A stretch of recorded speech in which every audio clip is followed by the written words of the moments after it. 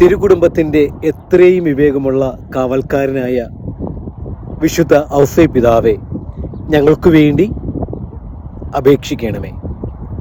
പ്രിയമുള്ളവരെ, ഇന്ന് ആഗോള കത്തോലിക്ക സഭ വിശുദ്ധ ഔസേ പിതാവിൻ്റെ സെൻറ്റ് ജോസഫ് ഡേ ആയി ആഘോഷിക്കുകയാണ്.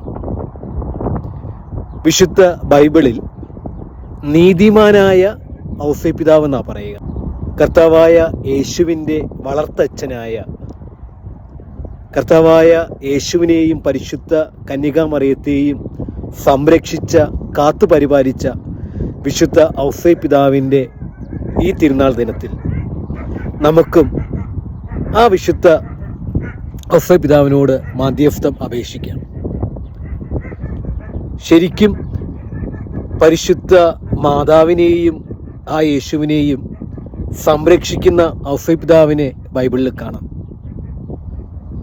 പരിശുദ്ധാത്മാവിനാൽ ഗർഭിണിയായ മറിയത്തെ അന്ന് ഉപേക്ഷിച്ചിരുന്നെങ്കിൽ സ്വപ്നത്തിൽ ആ മാലാഖയുടെ സന്ദേശം ലഭിച്ച ആ നീതിമാനായ ഔസേ പിതാവ് മാതാവിനെ സ്വീകരിച്ചതിലൂടെ അവിടെ സംരക്ഷിക്കപ്പെട്ടത് മറിയവും യേശുവുമാണ്.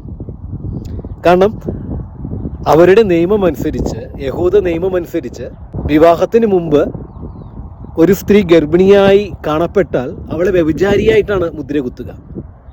അങ്ങനെ വ്യഭിചാരിയായി മുദ്ര കുത്തുന്ന സ്ത്രീയെ കല്ലെറിഞ്ഞ് കൊല്ലുക എന്നതാണ് നിയമം.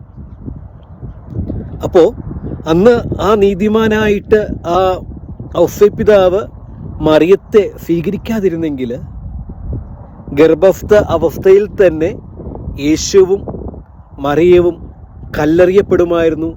മറിയത്തെ കല്ലെറിഞ്ഞ് കൊല്ലാൻ വിധിക്കാൻ സാധ്യതയുണ്ടായിരുന്നു.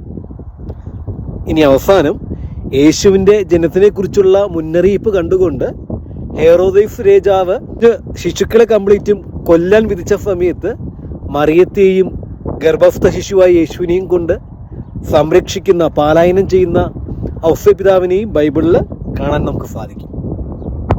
ശരിക്കും ഈ ദിവസം കുടുംബത്തെ പോറ്റിയ, മറിയത്തെ യേശുവിനെ സംരക്ഷിച്ച ഔസേ പിതാവിൻ്റെ ഈ തിരുനാൾ ആഘോഷിക്കുമ്പോൾ ഔസേ പിതാവിൽ നിലനിന്നിരുന്ന ആ വലിയൊരു നന്മ, ആ നീതി, ആ ഒരു സംരക്ഷകൻ്റെ ആ ഒരു റോള് മനസ്സിലാക്കിക്കൊണ്ട് നമുക്കും സഭയോടൊപ്പം ചേർന്ന് കുടുംബത്തിൻ്റെ സംരക്ഷകനായ ഔസേ പിതാവിൻ്റെ മധ്യസ്ഥം അപേക്ഷിക്കാം.